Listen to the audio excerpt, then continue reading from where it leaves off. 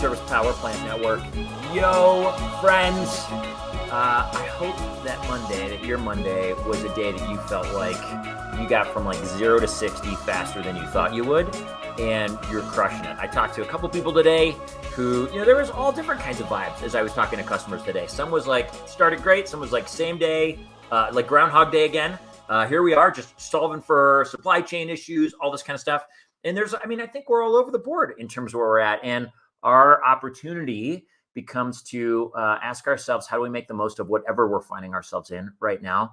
And tonight, here's what I would offer you. Wherever you are at, just push it aside.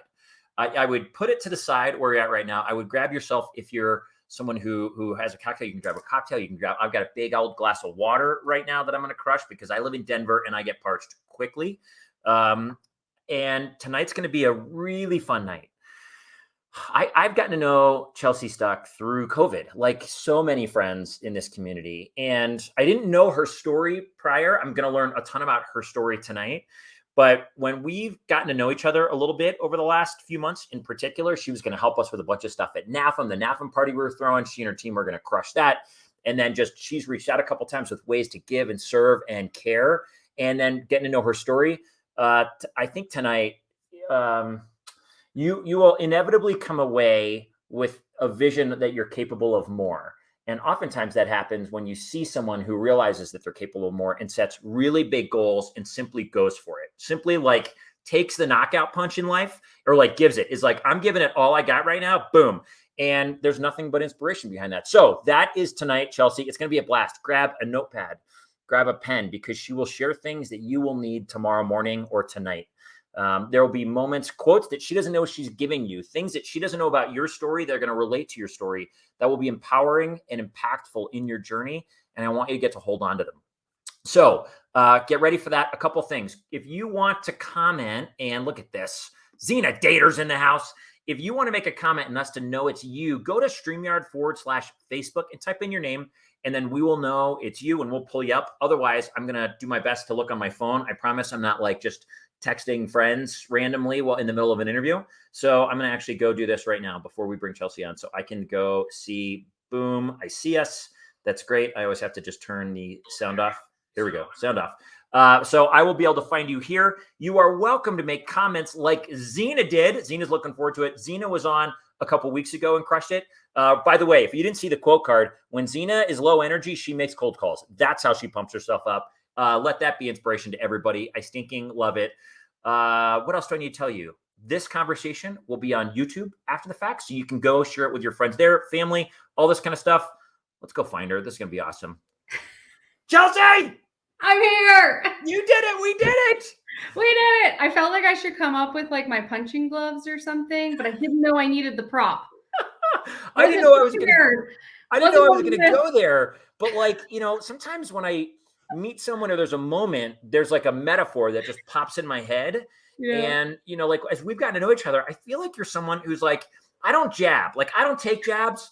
I just knock. I'm going for the big one. And I think it's outstanding. And you probably do take jabs every day. There's little jabs, lots of little moments, but it's like, you know what? I've got a big goal and I'm going to go for it. And so that's what came to mind. I love it. I love it. And you know what? Because fun fact, right? And the whole point of this, I actually do like kickboxing and boxing. Yay! Awesome. How'd you get into that? Probably, I don't know, like 10 years ago or so, I had a neighbor that trained in it. And so I saw someone doing it in the gym. This is back when I lived in Chicago. And I'm like, that looks cool. I want to do it. And so we started incorporating it into my workout routine. And I loved it so much that I got to the point where I'm like, can I just do this every time? And he's like, no, you still need to lift, you still need to do this. But what I loved about it is he got to know, this is hilarious. So he got to know like clients and or stresses in my life, not in Craeve time. This is like 10 years ago, right? And he would like call them out while he held the pad up and he'd be like, so and so. And I'm this is Joey, get him. It was such a release. It is something that is very empowering. Like it's my favorite. I would agree. Yeah. I love it. There was a point in my life where boxing, I was in a down spot in life and my buddy was like, we're going to teach you how to fight back. I didn't say no to anything. And so like there was this guy, Boss Rutan, I'd listen to, and you go through like 1, 2, 3, 4. And then I fought in like a boxing match in a garage with a bunch of buddies. Super impactful. I'm with you. We've got friends on tonight, Chelsea. You've got friends on. Rachel Smith is here. Oh my gosh, Rachel, welcome, friend. David Maxwell's in the house. Let's get the party started. David, you are the stinking man. Jennifer Rolander's in the house. Hi, Jennifer. You are awesome. I love this. Okay, Chelsea. So you've got a lot going on. So you've got, you know who else just showed up? Boom, Rich Malachi's in the house. Yo, Rich, Fed Nation. I freaking love it. You started back a few years ago, Craeve Company. Yep. And I want you to first just tell us what's your history in the industry, and then tell us a little bit about Craeve Company and what you all do. Sure. So I'm going to kind of tell the story, I guess, of how we got here today, because it's kind of important to why Craeve is what it is. Yeah. So, started in the industry very, very young. I think I was, I don't know, 23, 24. I mean, I was young, and I remember, I worked for Rosetto. I got started with them. And sorry, my dog's scratching at the door. I think I'm going to have to let him in so he can like be part of it. It's okay. You can do it. These are all organic. We'll see if he keeps scratching. But anyway, so I started at Rosetto, and I was with them, I think 4 years, and, they're a startup company, and I just got my hands dirty and everything. And, really was starting to learn the industry. I mean, I got put on a plane and sent all around. I remember one of my first sales meetings ever. I was maybe, I don't know, 6 months into the job. And they asked me, said, hey, we put you on a plane. Can you go present this product line? It was like cereal dispensers or something. And I fly to California same day and back because I didn't know any better from Chicago. Okay. And at the time I hated flying. So I'm like crying the whole way there. Like, I'm on a plane. I'm so scared, right? And I get there, and Joe McDonald, if somehow he's on this, would be so funny. I have to say, I remember specifically, I go up to him and I'm like, okay, sir. So here's the product, and this is what I'm going to present. And I just want to make sure. So it's Edward Don, right? It was a DSM meeting or DSR, like a Friday meeting, roundtable. And he's like, okay, well, it's going to be okay. Just focus on the features and benefits, and then make sure that you know net pricing. And I'm like, what's net pricing? And he explains what it is. And luckily I knew then, okay, I just got to calculate it, whatever. So I was so proud of myself because I sat at that round table, and, and I dog and pony showed, and I knew what the net pricing was. And that was like literally my introduction to what was about to happen with my group. So great. So long story short, flash forward, I go to front of the house. I'm there 9 years, just shy of 9 years.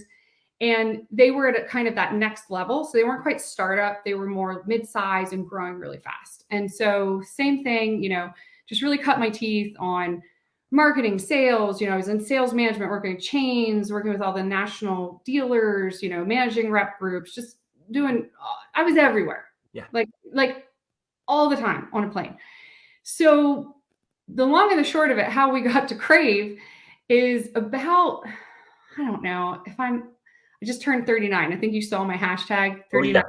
39 says hold my beer, because it's like I'm going to do everything this year, apparently. I love it. So anyway, I remember it probably about 30, 33, 34. I don't know, somewhere in the middle there. I just sort of was like, okay, self, what's next? Like, where are you going with this? And it took me a good couple years of just, I don't know. Like, do I want to do this? Do I want to do that? Who do I want to work for next? What does that look like? And what kept happening is I just didn't know where, I just didn't know. I didn't know where I wanted to land. And at the same time, people kept, we were getting a lot of recognition as a company, and, in my role with just different things. And I kept sitting back and going like, what makes us different? What makes me different? Why do people keep talking and saying like, oh, this is so great?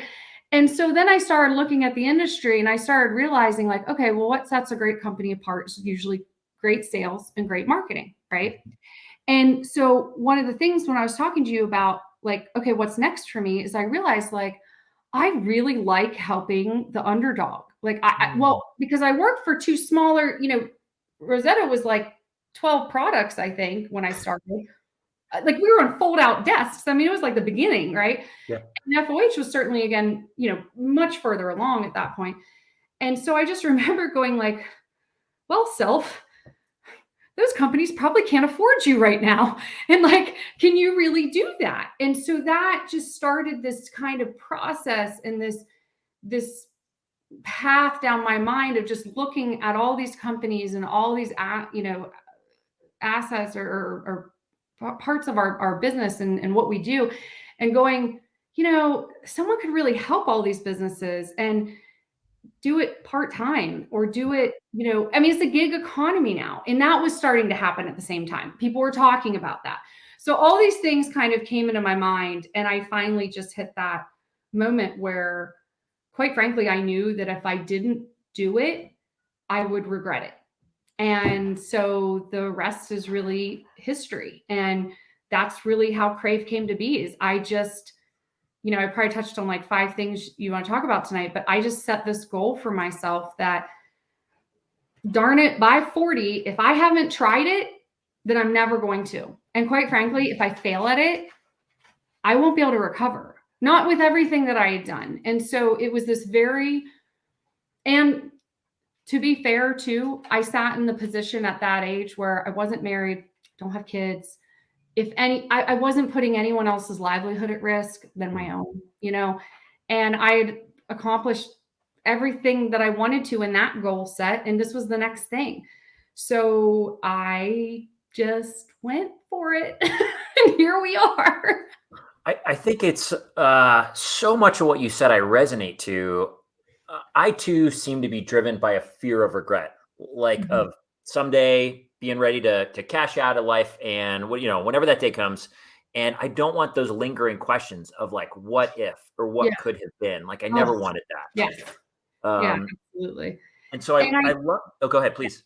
well, and I was going to say, so the short, long and short of it, what we do, we're almost like a white label sales and marketing department that really just plugs and plays into the back of businesses. And because of my background and experience, we're able to project manage and translate that into, real projects with measurable real results. And so we're paving our own pathway. We're defining what we think an agency is. I don't like using that word usually, and we're just really trying to be a resource. And I think I can speak for a whole team when I say we're having the time of our lives. Oh, so good. So when you were in those positions, I mean, obviously when we work for manufacturers, whoever, we're all doing sales and we're all doing some marketing. Did Mhm. you just find yourself gravitating toward that marketing side or that branding side? Or were you getting feedback from people like, wow, that's a real gift? Or was it something that just lifted you up? Like you just found more joy in that piece? Well, so other fun fact, my undergraduate degree was in theater. And so a Rad. lot of things will make sense after tonight. So good. I love it. so my undergrad was in theater, but I was more focused on the business side of it, right? And I did prop design, I did set design. That's actually how I put myself through college. I was like such like a tomboy, right? And so when I got into sales management and I got like, it happened so quickly, right? Um, I kept kind of going back to the creative parts because it was fun. That's what I like to do. And so one of my by 30 goals was I wanted to get my master's. And so basically, sorry for the background noise. You're good. So basically, when I looked at programs and was trying to decide what to do, I decided to do integrated marketing communications. And so that was the education was happening in concurrent with my industry experience and my work life. So I kind of just started blending them just naturally. Mhm. Fun. You know what? I think let me ask you another question. First, I love the fact that you recognize that you were in a place in life that could handle some level of risk, that you were young enough, you weren't so far down the road of life that, the golden handcuffs, as they say, or all those different things that can prevent us from taking a leap. Yes. And I Yeah. think that's really wise that you recognize, what, it won't always be in a place where I can start something totally new and try something outside the box. But right now I'm in a good position. It's a great age to do this where I'm at in life. I can do this without too much anxiety of, letting other people down, whatever that is. I think that's really wise. Well, so one of the things that too, and maybe this is the takeaway, for other people, is that everything I do, there's strategy behind, even in my personal life. And I think it just comes natural to me, to be honest, right? So I get that, like, that's easier maybe said than done, but I think, yes, it's like when I think and set a goal, I immediately am like, okay, like I'm looking 360 at everything part of it, every aspect of it, and going, okay, so what's the risk and how should I do this? And what's the best way to do this? And if I do it this, and I just sort of like almost like leave no stone unturned. And then once I get there, I'm like, all right, that's what I'm going to do, and I just go for it. And I dive straight in, for better or for worse, quite frankly. I love it. Well, I mean, it's hard if you're not willing to give all you have at something new. I think it's hard that new thing will make it, because I think you've got to give just a ton of energy. Starting anything new, a new business takes a lot, and particularly something that hasn't been done before. And Yeah. preaching to the choir here, it sounds like. It takes everything. It takes everything in you. And maybe that's me and that's my journey. And maybe, that's how I took it or felt it, right? We all walk to the beat of our own drum. We all have our own, insecurities and story and all that stuff. I took it so seriously, this step, because it really was, if I'm going to do this, I'm going to do it, and I'm going to do it right. And then if it doesn't work out, so what? Great. Like, no problem. I tried. And the amount that I've learned in the last 3 years, I mean, to work with these C-suite, CEO level, all of these people, and hear their greatest fears and the things that keep them up at night, and then work hand in hand with them and try to solve those problems. I love solving problems. I am like, give me a challenge, I will, circles around it. It's just, so I guess I have no fear now of what's next, because if it's not Craeve, I'm so prepared for so many different things now. And I guess that's what I wanted at the end, Heck yeah, Chelsea, I love it. You're okay. Real quick, I want to honor some of these people who are making these really fun comments to you. This is our buddy Kenny Bizoski. Risk normally equals an awesome reward. Awesome story, Chelsea Rae. Love it, Kenny. Good. That's a great point. We're willing to take risks generally for things that we believe will be greater than or equal to that risk, right? That will give some level of really fun thing or cool, or maybe it's just pride, or maybe it's just self-confidence, whatever all those things are, we're willing to risk in those moments, and in relationships as well. Rachel, she's brave. One of the reasons I respect her, as a leader of a team. And is Rachel on your team? I don't know. She is. Love it. You want to know, I think I've been a leader and I've been led. Currently, I'm led by multiple people above me at Cowmill, who you want to know people are willing to take risks and willing to try things, willing to work as hard as I am, and who are also wise and have great strategy and all of those things as well. But it's hard not to want to follow bravery when someone recognizes that. Yeah. I think, but I also think one thing I would keep in mind is, bravery, it means so many different things to so many different people, and I have been brave at different parts of my life in different ways. Right. So I think that that's something that, I try to keep in mind, if someone says that, oh, you're brave, or like, even you asked, originally kind of what's this big risk. I guess I knew it was a big risk, but it didn't feel like it, because it felt so right to do it. And I think that for me, it was just, this is what I've got to do. And I think that it's important as a leader to recognize that what you define as being brave or a risk, it could be something entirely different. It could be like your employee coming to you, your team member coming to you and being open and honest that maybe they're struggling with something or that they don't know the answer. Why is it bad to admit you don't know? I admit all the time, I'm like, I don't know. I'll go figure it out though. Like, You're totally right. I think bravery is story dependent, or courage. If I think about this a lot, for I don't know why, but if let's say, this is maybe a terrible analogy, but let's say a kid falls into a pool who doesn't know how to swim. If I jump in that pool and I save that kid, I'm glad I did, and that's a good thing, but it's not necessarily courage. I know how to swim.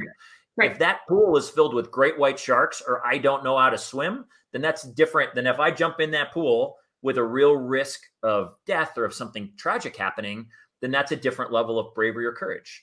right. And same is true of all of us in our lives. And I think you made a really great point as a leader to recognize that all of your team members come with different stories and different experiences and different things that their parents told them, or their significant others, or their kids, or stories they've heard, like believed about themselves. And so for someone, asking a question might be a big risk to them, or saying, I don't know how to do something. While for someone else, it's something, way, you would be like, whoa, way bigger risk than we're willing to take. And it's Yeah. so story dependent. Yeah, it really is. And I think, the biggest thing too, I can say in that is that there's a level of authenticity that, especially as a leader, when you authentically share like those vulnerabilities or those things that, and again, it's one of the things I've enjoyed about getting to know other businesses and other leaders is really seeing all these varying perspectives over what matters to them, their brand, their business, their sales, their company. I mean, you can be a rep group, have this complete same lines in two different territories and have completely different goals. And isn't that crazy to think? Because that's the beauty of what's their spin on it, what's their stresses, where are they at. So yeah, I think that's one of the things I really try, at least with my team and in life in general. I try to be honest and authentic, and again, maybe that's my form of bravery sometimes, to saying I don't know, or I screwed this up, or whatever it is. I think you're right. I think it's one of the things, being real and genuine is one of the hardest things for whatever reason for many of us, whether it's masks we put on over the years or whatever. Anthony, all of the positive thoughts you had strengthened your path to be who you are today. Oh, that's so sweet. That is so sweet. I love it, Anthony. It does take a level of choosing to believe that we can make things happen. Positive thoughts, as opposed to those things will crush us. Okay, question for you. Anyone who's wherever they are in their age, and they say they have a dream like you. I want to own a company by 40. I want to XYZ. I want to be a president of whatever. I remember Jim Contardi from Auto Quotes came on and said, I want to be a CEO of a tech company. I want to do it by this age. He just knew it. Yeah. Any advice you would give in terms of the thing that might be most challenging versus to be prepared for, versus the thing that seems to be most exciting about it all? Sure. So one thing that I was grossly unprepared for whenever I stepped out on my own. And again, I always say, like, this could be a me thing. It could be a universal thing, but it certainly was true for me. When you take that risk, it is extremely lonely. And that is something that, again, this could be maybe how I, experienced my risk taking, and it might be how others do. But I remember that was the part that surprised me the most. Because think about it, like I bet my entire life savings, my entire career, every connection that I had, every trip, every hotel point, every rental car point, everything I had, like you said, I had all this, like, okay, you can just keep down this nice little beautiful food service path, right? And I just took it all and just said, okay, well, I'm going to bet it on myself. There is nothing that prepares you for the loneliness of making the decisions on your own, accepting the responsibility on its own, not knowing where your next paycheck comes from, not knowing if what you did you make the right decision. You have to hire people, fire people. Like there is no like, oh yeah, my boss told me, so I had to do it. Sorry. Like that is gone. There's a safety net, like, and obviously I prepared for these things. I built up saving, I did the things I need to do. But I don't care. Like when you literally say, I have 0 customers, 0 product, and it could be even if you step into a new role that you've never been in before, right? No one knows how that feels. And no one cares about it the way that you do. And yes, people will be there and help you, and it's wonderful, and they'll cheer you on. But all you got at the end of the day is you. Yeah. And that was the single hardest thing by far. I think that's really profound, that answer. And it is, I mean, well, you said it, it can be really lonely at the top when you know that ultimately it's on you. And whether that's pride that I want to be proud that I can do this, or whether that's, am I making those right decisions? That's really, really good advice. Did you, in those moments of feeling lonely, like this is all me, did you have anyone that you were leaning on that was walking with you, or a coach or anything like that? People just help and give advice along the way? Absolutely. So another piece of advice that, I learned, I actually, this is funny. It's all the way back when I was, I don't know, must have been like my mid 20s or so. And I was dating someone who was in politics, right? And I like, fun fact, love politics, like, and just all the different sides and all the stuff. And we're not going into that on this, but the point is like, I find it interesting, right? Yeah. Especially campaigns. If I wasn't in food service, I totally should have ran political campaigns because of strategy and, all of that positioning and messaging. And like, I love it. So anyway, I remember very specifically, at one point in time, he kind of looked at me and I was starting to realize like, oh, I'm doing good at this. Oh, like people are recognizing that I'm doing good at this. Like, oh, I think I might already have a career and I'm, young and whatever. He sat me down one day and he said, Chelsea, there's something really important that I need you to take to heart. And he's like, if there's anything that you remember from me, this is the thing. And he said, you need to know who your allies are. And I'm like, my allies, you mean my friends, you mean mentors? He said, no, I mean your allies. He goes, you need to know exactly who's in your corner and who is going to help you and who's going to be there no matter what.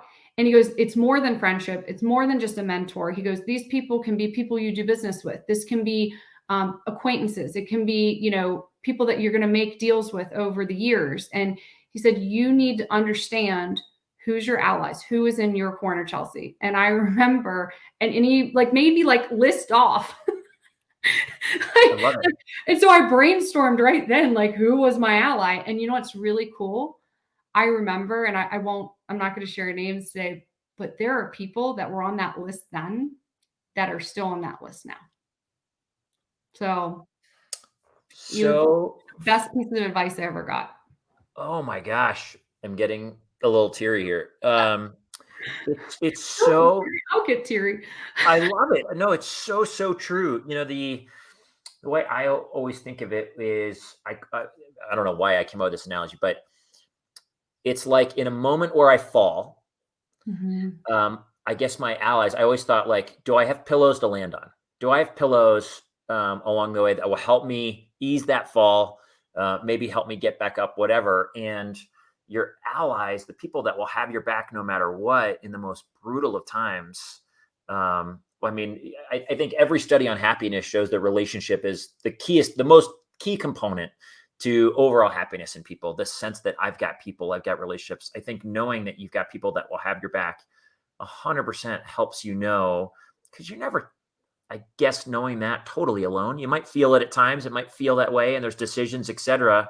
But it's great to know that you've got an army of people that will be there to catch you if that moment comes, or those moments along the way, those little moments where you just need to make phone calls. Right. And that's the thing about it. So the other thing when it comes to like your allies, and then of course your mentors, the other bit of advice that I got that I think has served me very well is that my mentors were all different ages, all different backgrounds, and they were male and female.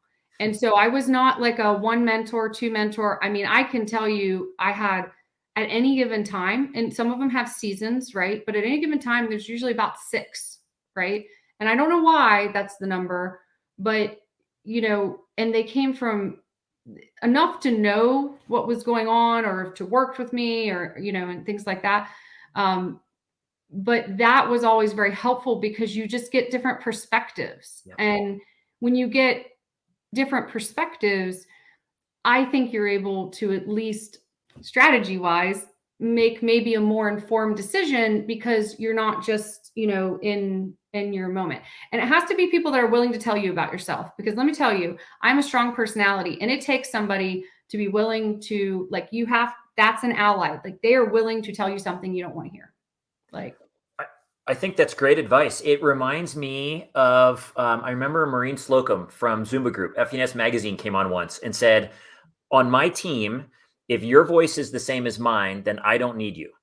I need people with thoughts I've never thought in different voices. So to your point, even people outside the industry, I think is great because we oftentimes get in our lane, our food service lane, and there's a way of doing things. And if you can have someone come in from a different world and give you new ideas and think outside the box, Chelsea, you're bringing it tonight. I love this. I love it. I love it.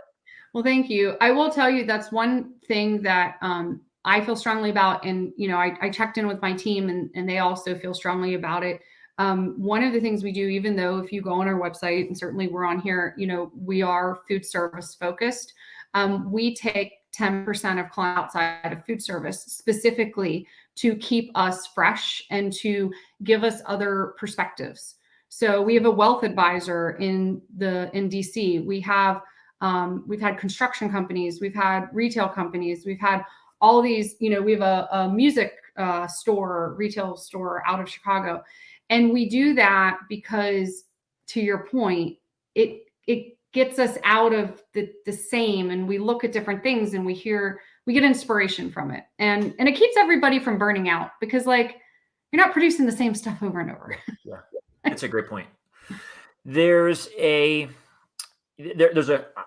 from what I've seen when I got in the industry 13 years ago to now, there's an awesome momentum and a great shift in terms of women in leadership positions in our industry, running many of our major organizations, Dia, NAFM, and Maureen, or Allison Cody, or there's so many I'm missing, but you doing what you're doing. Is there any advice you would give to any younger woman out there who wants to step into this industry that has historically been more male dominated and step in and, in whatever levels of confidence, feel confident to grow and forge her path, whatever that looks like?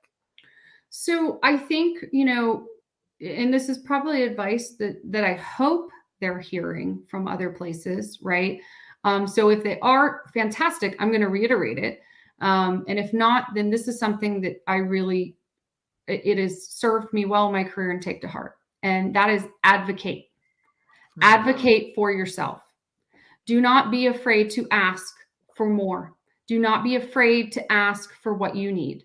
Do not be afraid to go for it and to say, I want more responsibility. I want that higher title. I want higher pay. I want this. I want that. I want to be on that path, and do it. Because it's like the squeaky mouse gets the cheese. Be the squeaky mouse, right?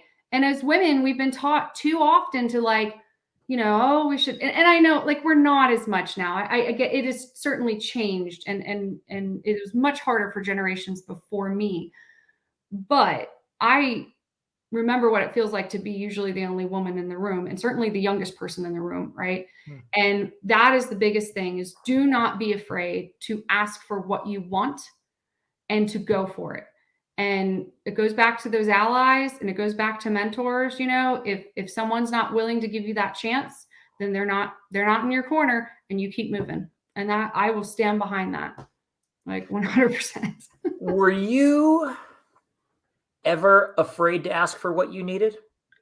Was there a point where that changed, where you're like, you know what, I'm done kind of sitting back in the corner and watching, and it's time for me to start advocating? Or was it something that you've sort of just been a person who was always okay saying, here's what I want, here's what I need, here's what brings, what's going to create the most amount of life for me?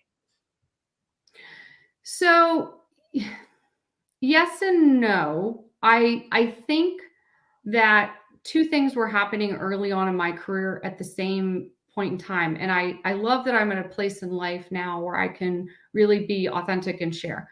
I was in a really bad situation relationship wise when I came out of college and when I first got into the industry. And it was just not, it was a very toxic situation. It wasn't good. Right. And I was young and I didn't know, and I was in over my head. And like, I just honestly had no idea how I got to where I was at. And my career kind of became that like outlet for getting out and moving forward. And so I think that maybe because in my personal life I wasn't doing that, I wasn't advocating for myself, and I wasn't being heard, or whatever. I think that then kind of like that breaking out, or I used the word unleashing, I think, with you the other day. Like that was like probably the first time I unleashed myself, right? And I started asking for more because I knew that I needed more to get out of that situation. I needed to make more money. I needed to be able to be financially independent. I needed, to be able to afford rent on my own and all these things. And again, I was like 23 or 24. I don't know. I was very, very young at that point in time. But after that, I have always the worst that's going to happen is they say no, and that doesn't hurt. Like, and then you make your decisions based on the no. Like, I love it, Chelsea. You're right. It's so many are afraid to ask. And I love that it was a moment. Oftentimes growth, moments where we learn about ourselves come from moments where we feel backed in a corner up against a wall. And we have to make a decision that many think is whether they get brave or that changes our personality to some degree or takes us to the next level, because we're not willing to be there any longer. I simply refuse to be here longer, whatever it takes. And you did use, when we were talking the other day, you used that word unleashed, because when I see you, I mean, you've got Craeve Company. We're going to talk about Gene and Olive here in a minute, your new retail store, online retail store, and all this kind of stuff. And you are a ball of awesome energy. Like every time I get to talk to you, like I'm just, if I'm at 8 when I talk to you, I'm inevitably going to be at a 9 by the time we're done, or a 10.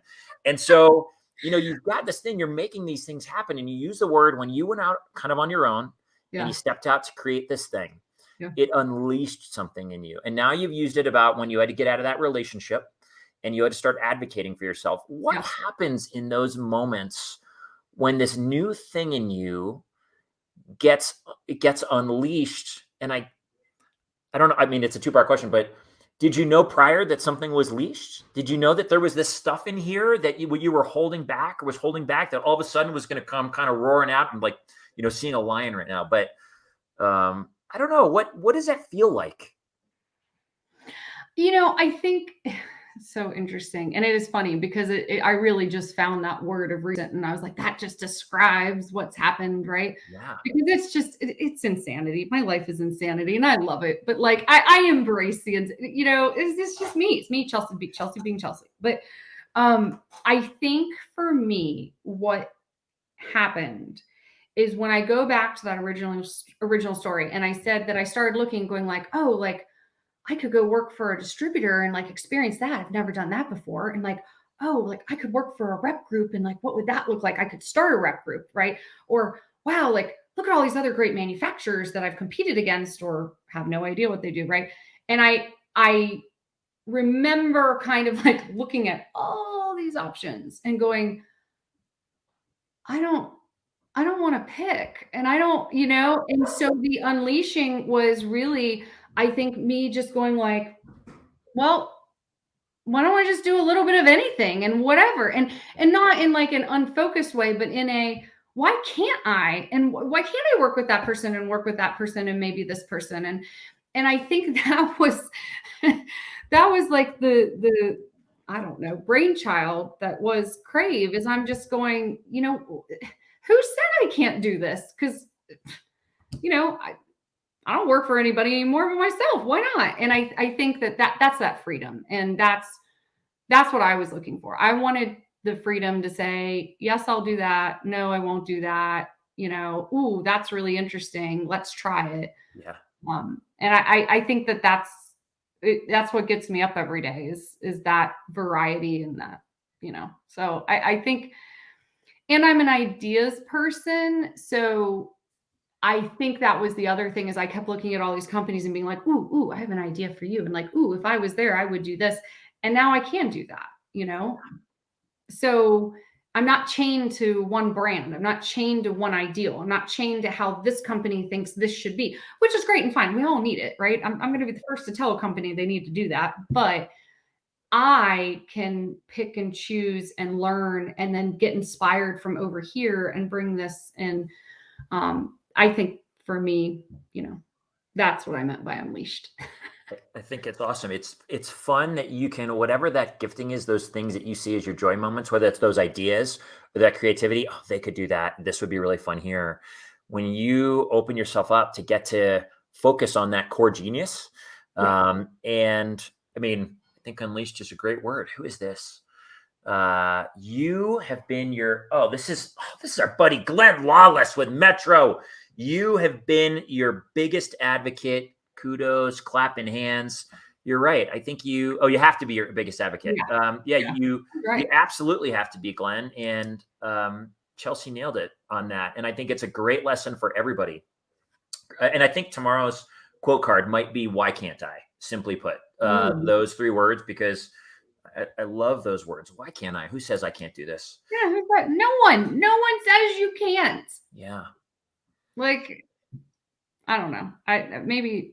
Maybe like I said, that's my go after it opinion, but it's worked.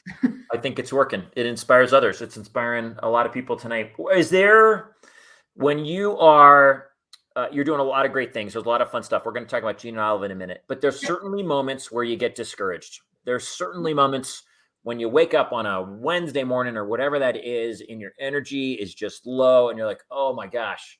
What are in those moments, the moments that inevitably come where you're feeling a little bit down? What are some of your go-tos that sort of pick you back up or put you in a better frame of mind?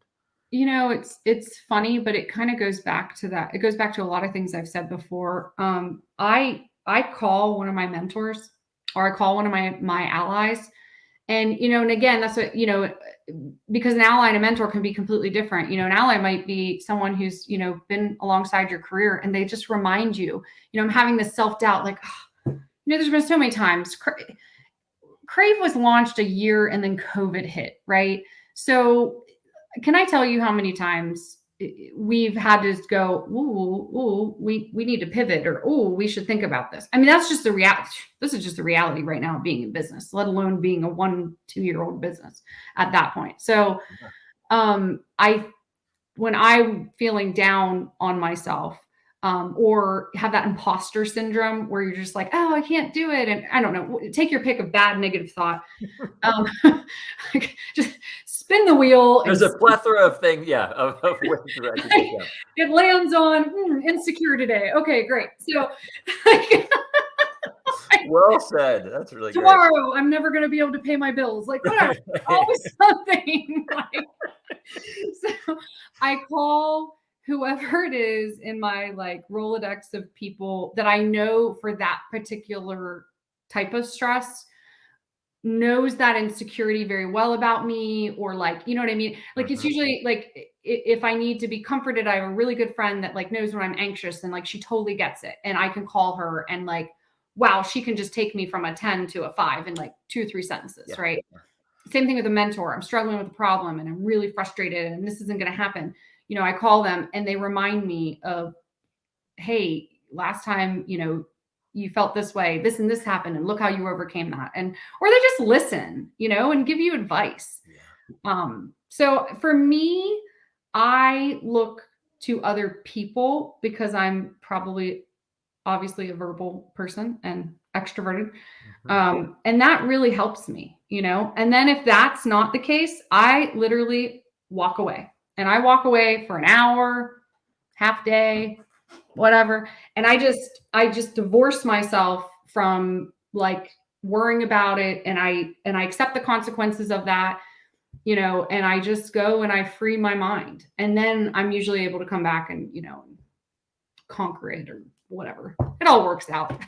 I love it. Those walks seem to be a big theme. Just walking away, getting away from it, whether it's an actual walk or whether it's just going to a Starbucks and journaling, whatever those things are, just taking a break, coming back with a different perspective. Inevitably, you kind of have to jump off the highway. If that highway is leading down, you know, a kind of darker road or negative road, jump off that highway for a little bit, and you know, then you can hop back on later. So someone taught me this once. I'm like, I'm pulling out all my special tricks tonight. Love it. So someone taught me once, and this actually really has worked for me at different times when I was in much higher stress. I think the interesting thing about Craeve, and maybe because it's my own, while I said it's lonely, the stress of it is different. It's not the same as when like there was, I don't know, like things that I couldn't control. Like I control it. It's great. It's my company, right? Yeah. So the stress feels different. But when I really felt like out of control at different points in my career, because, you know, your boss or a situation or client, whatever, I can't remember who, but someone taught me that you set your timer for like 5 minutes, 10 minutes, whatever. And you sit and you vent, and whether you talk to yourself or you write or whatever your, you know, version of getting it out. And you do that for that timer. And then when that timer's up, you make a decision what you're going to do about it, right? So whatever it is. And then you take a shower and you wash it all Huh. off. Wow. And you visualize whatever that stress was and that problem goes down the drain. And it sounds crazy, but let me tell you, I have taken many a shower over my career in the middle of the day and came out all the better for it. I love it. Are you a visualizer? Can you like will you picture it going down? I'm a Oh, big visualizer in my life. yeah. Yeah, because it's like there's Love it. something so cathartic about washing yourself Yeah, clean and refreshing and renewing and just like starting fresh. sure. And for me, I don't. It's interesting at this stage in my life. I don't have to do that. I don't have to go that far as often. But I've told other people that, and they said it worked for them, and so that's why I share it because I think it's outstanding and it is resonating. This is our buddy Bolt.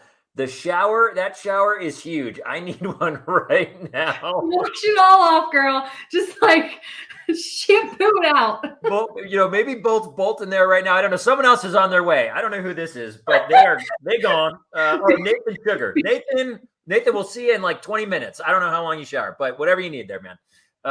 That's awesome. I love, you know, it's really great to be able to take an emotional response or an emotional experience Yeah. and sort of create a physical manifestation about handling that and dealing with it.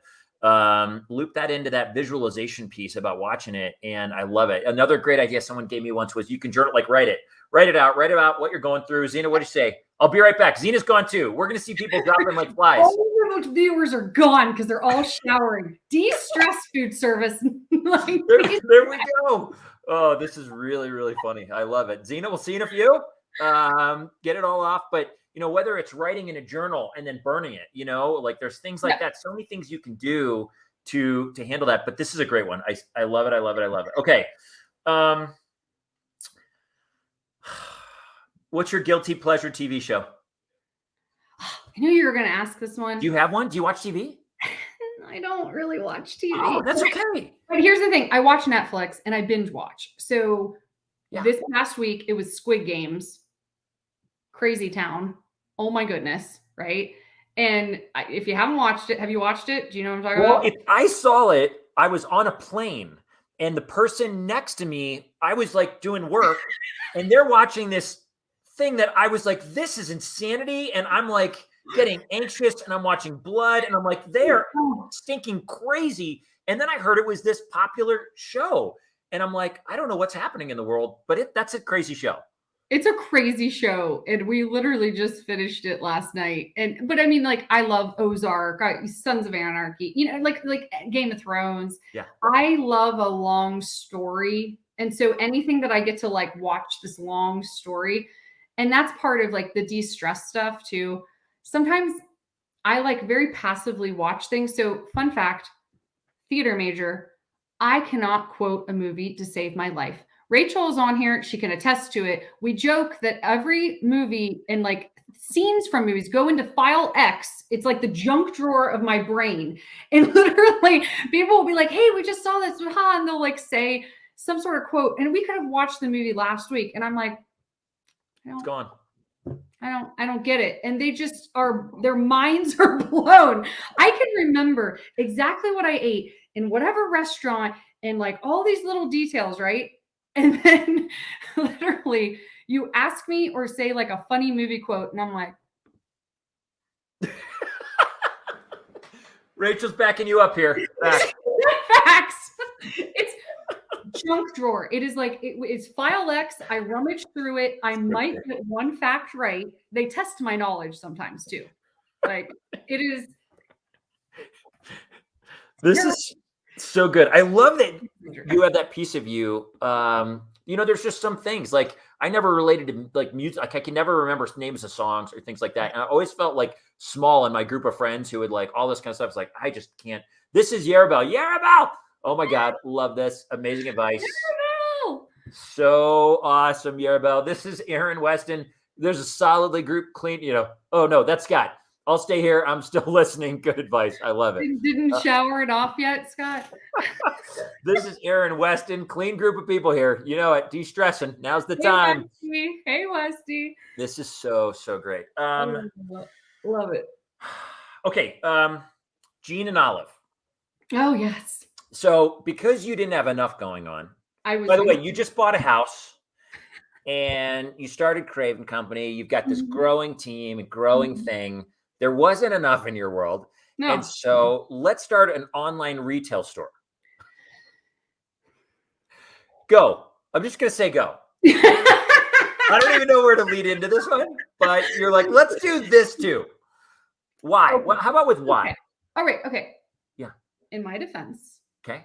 Started it in my office when COVID hit. So it's actually a real brick and mortar retail store. Oh. Yeah, I know. Oh, not like you started working on the website in your office. You created a space, an actual space in your building. Yeah. So I had this office space when I first launched Craeve. It was really important. Like I needed a place and I wanted to legitimize the company. I don't know. It's part of my strategy, right? Office space. And then I get like a year in and I'm like, I use it. It's okay. I always work from home. Bottom line is COVID hits. And I'd been in Germany at Ambiente, right? And I came back and I remember going like, oh, this is going to be big. And so COVID hits and, all I'm going is like, great. Like I'm a year in business and like, the industry is going to go in the tank and who knows what's going to happen and we're all going to die anyway. I mean, not really, but I was just like, yeah. Well, going back to self, like, well, self, how are you going to pull yourself out of this mess? Sure. And so I don't know why, but in my crazy town brain, I always wanted a retail store. I don't know why. I just did. The inner child in me wanted like to play shop or something. I don't know. Right. Love it. So I cordoned off the first half of the office and I throw up a retail shop because why not? For all I know, everyone's going to cancel their contracts because it's COVID and it's crazy town out there. Right. So I start this retail shop and so the name comes from my grandmother and my great aunt. And so I grew up, my great aunt lived next door. My grandmother lived in front of me, like all the Stucks all lived around each other in like Stuckville, we joked. And so these super strong women were in my life and, and my mom too. And we made, it's all started because every year we made candy. And so if anyone knows me in food service, and like, I'll probably get a bunch of dings if there's people on here that like used to work with me, but I make homemade candy. My whole family does. Okay. So over the holidays, when I was flying around, I'd always take these little jars of candy to people, and and then I started making these caramels at one point in time. The whole thing just snowballed. So long story short, I always wanted to own this retail store. COVID hits, and I'm like, why not? Right? So I open it up. I reach out to a bunch of female or women-owned businesses and say, "Hey, can I get your product on consignment?" This is other local businesses, right? Of course, they work with me. It's someone said the caramels are to die for. They are really good. I was going to try to get you some. Someday I'll get some of those caramels. Can't wait. Anyway, long story short, I opened this store, and and then my business takes off because of course it does. So because you gave it everything, and it was cool. It was great. I'm picturing like something like Schitt's Creek. I don't know, like the retail store they created, like so cool. And I don't know. That's what I'm picturing. Actually, that's a really great analogy, right?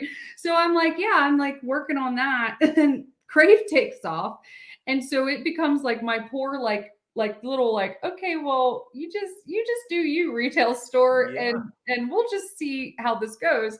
So we get all the way to this summer or this spring, and I thought, well, I'm already this far, I might as well open up. So I opened up the whole thing and expanded it, and then it took me all summer to open up online. So I thought that it was fitting for my birthday to announce to the world that our online store was available. So yeah, we employ local teenagers in our community. We work, I would say 70-80% of our product line are from women-owned businesses. So I try to source, and I mean, it's stuff from all over the world too now. And it's a work in progress, and it's my muse, and it's, it's fun, and why not? I love the why not. Why can't I? I keep going back to that comment, but and we're going to share something with the group in a minute, but this is our buddy Yarabelle. It is amazing to listen to her journey. Aww. Thank you so much for sharing, Chelsea Stuck. I would agree. This is a blast. Who is this? This is our friend Sandy Van Buren. Chelsea's energy is contagious. I love this. I think that is a great way to say that, Sandy. It is absolutely contagious. Jennifer Rolander, fantastic. I mean, I'm blown away by you and your team and what you guys are doing in your creativity. Now, before we sort of wrap it up, and we're going to have to do a part 2 at some point because we got through like half the questions, and this is really fun. But for anyone watching, Chelsea has something fun. Chelsea, what are we doing? How are we teaming up? Okay, so we thought that it'd be really fun if you all had your own special code to Jean and Olive. And so I'm going to use some marketing genius right now. It is called Paper and a Sharpie. Solid. And I'm going to share with you all this code that I'm sure Jason can type out and send to you. But what this code gets you is through the end of November, you get an extra 10% off anything that you order online from Jean and Olive, as well as free shipping if the order is over $50. And so that is specific to FSPN 2021. You see that? That is that is my graphic designer is having a heart attack right now. We're all about authenticity here, Chelsea. We're just going to type it up. And I mean, it didn't come on your palm of your hand. So we're doing really good. It's on a white piece of paper. I thought about QR coding but then it would just smear, and, there is a QR code that you can share and we can put it out there. But, it's fun. It supports our local community. There's a revitalization in downtown Oakland, and my business is part of that. So it's really about giving back to the community and to our small town that I'm from. And so anything you do supports local jobs, the local economy, and also women-owned businesses. So it's a win-win-win for everybody. I think it's awesome. Thanks for doing that for this community. And if you haven't been there, go check out Jean and Olive. Super cool, trendy. They have these face rollers, like jade face rollers, right? Or something like that. I don't, it's awesome. Go get 10% off, type in the code, free freight on $50 or more through the end of November. And guess what? It's not stuck on a container somewhere. So yes, the inventory is physically there. Good news. This is so great. Who is this? Let's see who this is. This is Melissa McSwiggan. Hi, Melissa. Awesome. Can't wait to check it out. Thank you, Chelsea. You're so inspiring. I am so happy for you and all your success. Aww. You know, Melissa, it's hard not to be someone, or it's hard not to be happy for someone who is so overwhelmingly trying to lift up people in their community, whether it's your actual physical community of where you live and that store that you've built downstairs, or whether it's our food service community. You know, I will say you have reached out more than anyone else to me in terms of let's collaborate on ways to give. Let's collaborate on ways to do something really good. And that is a huge part of who you are. And I'm sure your team, and I feel it, and our community feels it. And your energy, like whoever said it was contagious, Sandy, it lifts us all up in the group, Chelsea. Like, you need to know that. Well, thank you. It's, you know, I don't know. I mean, people told me that throughout my whole life, and I just always am like, I'm just me being me.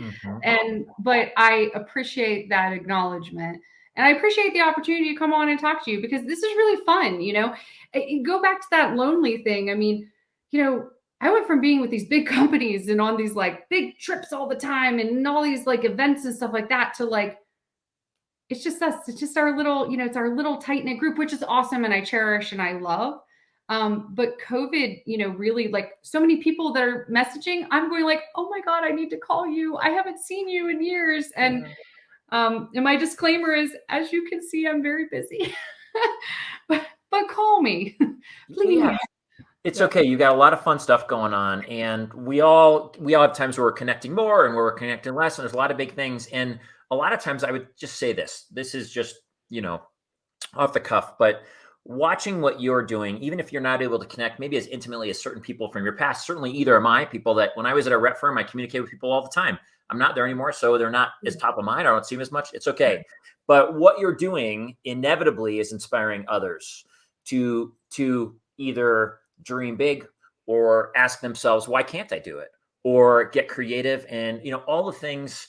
It's inspiring, and you don't need to talk to people on the phone in order to do that. Now, real quick, I want you to know what some friends say. And I don't know your community super well, but I reached out to a few people and just said, tell me what Chelsea means to you. What has she meant to you? Who is this person? And I'm going to read you just from a couple. And oftentimes I found them because they commented when we shared about that we were doing this or whatever. Bunny Johnson. I've known Chelsea since I don't know why I'm going to cry. I've known Chelsea since she was right out of college. She signed us on with Rosetto. Then she joined Front of the House, and we were the rep group for her as well. When she left FOH to start Craeve, I was the first rep group to sign up. Watching Chelsea in action is like watching a fast Amtrak train in motion. What's the pronunciation? Acela? Akela? Do you know? Acela? The Acela. Maybe it's Acela. Okay, Acela.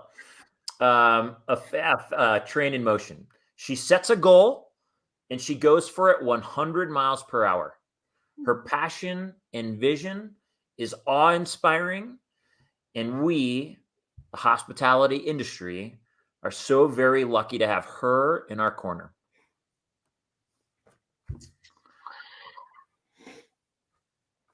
Jennifer Rolander.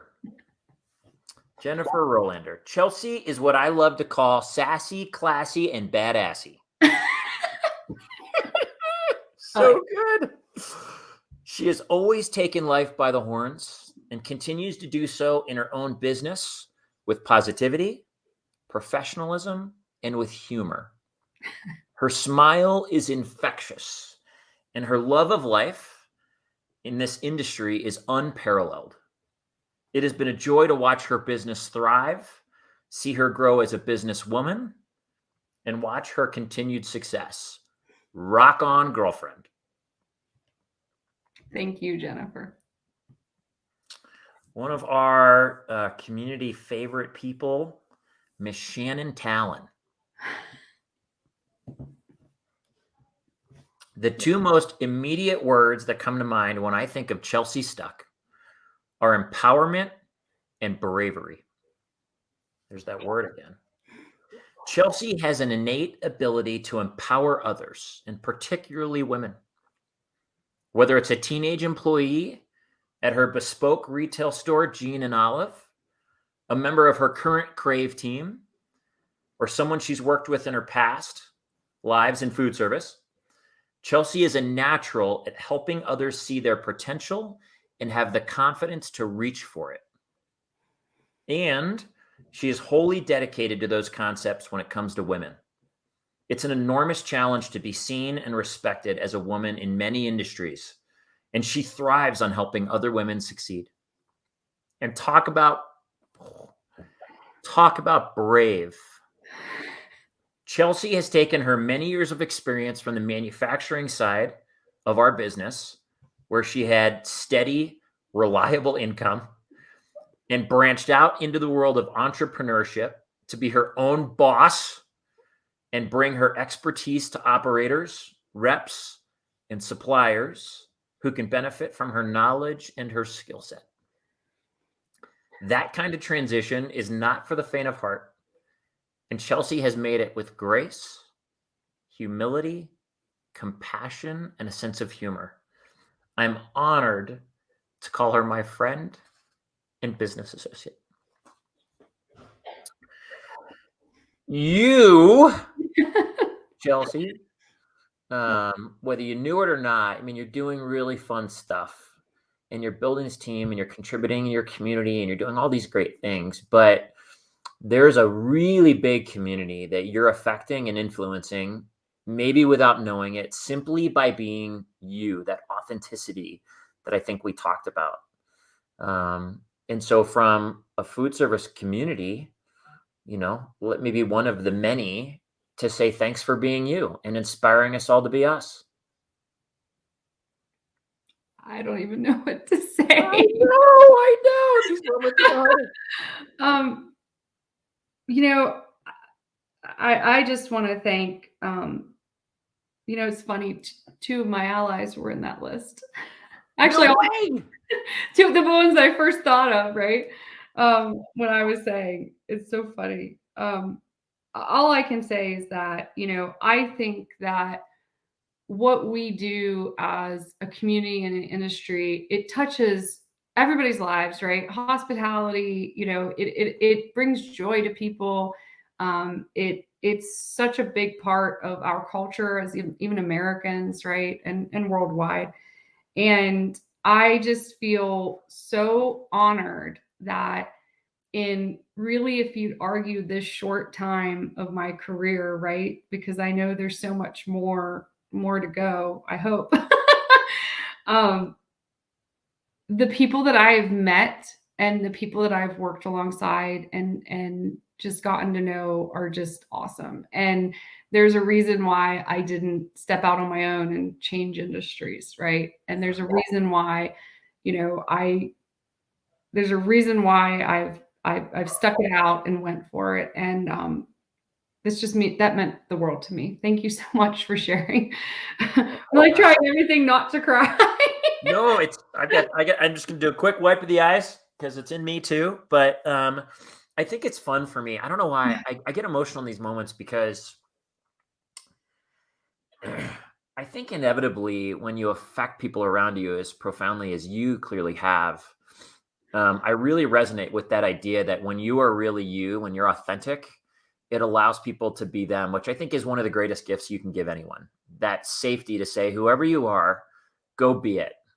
And let it shine and, go with 100 miles per hour in the direction that you're feeling that is you. And it's a gift that not many people, I don't think know how to, it's hard to be authentic. I think it's a really big, courageous move, brave move for people to be that. And a lot of people don't take it. So you doing that, I just think is really, really special. Well, thank you. And the one thing I can say is that, being authentic to me means that, you accept that sometimes you're going to fail. And sometimes and not everybody's going to meet you there.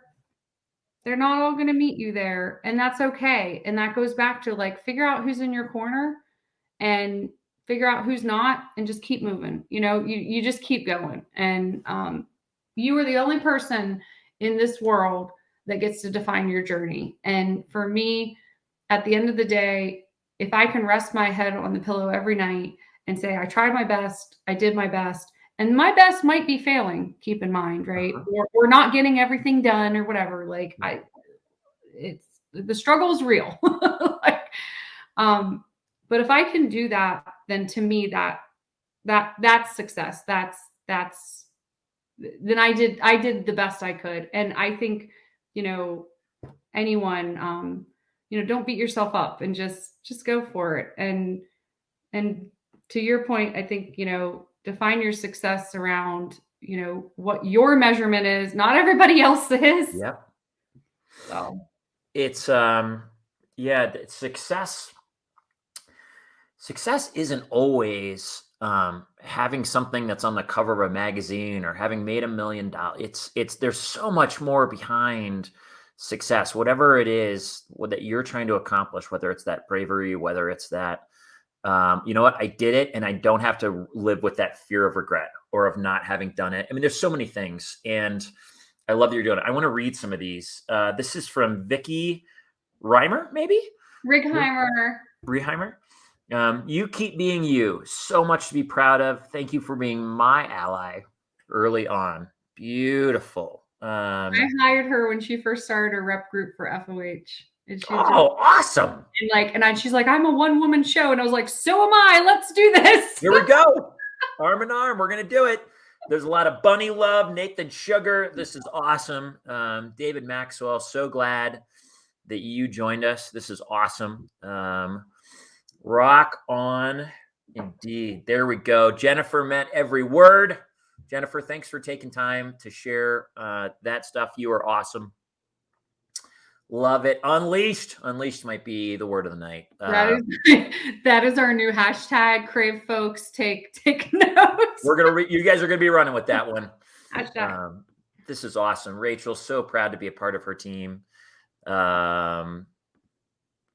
have a great team. Oh gosh, so glad that we get to do these. This is awesome. Thanks, Chelsea. I love it. Love Vivia. Vivia, rock star. So great. Jennifer, keep inspiring us. Boom. Oh, Unleashed is already out there. It is unleashed officially. It's a good. Zena, amen, girl. Everyone, listen, on Chelsea, you rocked. Thank you for being you. And to everyone watching, everyone who joined us, first, thanks for joining us for my favorite hour of the week always, where, we get to laugh a ton and we get to cry a ton. And tonight, the theme was lots of showers. There were a lot of showers that happened tonight. Sounds like for reduce stress, right? I think it's friggin' awesome. So everyone goes home with things tonight we know it's a uniquely challenging time out there. So take some of these nuggets of wisdom. If you have a dream, listen to some of Chelsea's story and some of those risks that she took and why and what inspired her and what courage looks like, all of that kind of stuff. It's go run with it. If you're a young woman, advocate, speak up, tell the world, tell your bosses, tell your community what you need, what makes you come alive, what you want, what you're worth. Go for it. Be it. Step into that. There were so many good nuggets of wisdom for people watching tonight. If you are in a place where that feels particularly tough, understand that we all get there, that Chelsea's been there, that I've been there, that, and not just that I've been there, that there are moments that we both still go through things where we're simply, the best we have is tears and sad tears of, I don't know what I'm going to do in this moment right now or how to get out of it, but we'll find a way.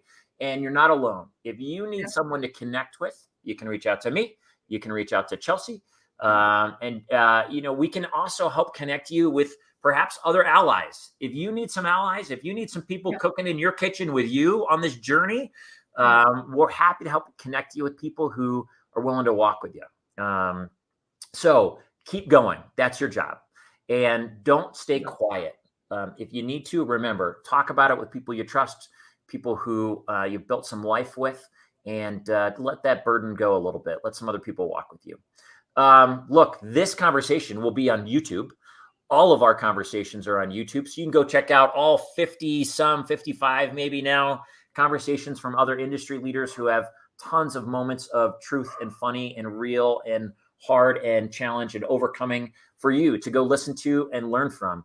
Don't forget, go check out Gene and Olive online. Type in FSPN 2021. You get free freight on orders over $50. There's our fancy marketing tool. Boom. You can enter a code, and there it is, www.geneandolive.com, and you'll get an extra 10% discount. And there's inventory in the store downstairs, so you don't have to worry about waiting on it. And you're going to love the stuff. It is so cool and trendy and fun vibe. You'll love it. So listen, from Chelsea and I, keep rocking. Thanks for joining us. Lots of love. I mean, in addition to thriving and growing and unleashing and all these things, there's a whole lot of heart in the midst of all of this. Chelsea's heart for her industry and community, and mine as well. So, lots of love to you all. Keep going. We'll see you next time. Chelsea, thanks, my friend. Thank you, everyone. Mwah, mwah.